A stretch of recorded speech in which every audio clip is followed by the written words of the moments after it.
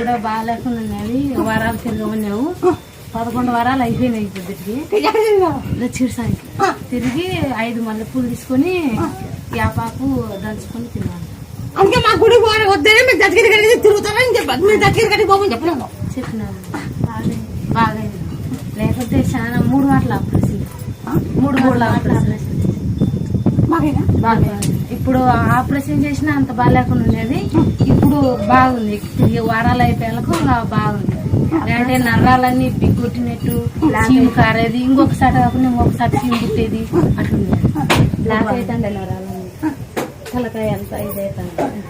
చీము వచ్చింది. రసాలము మల్లెపూలు. మల్లెపూలు ఏముంటాయి? లేవు మక్కన కనపడవు. కనపడవు.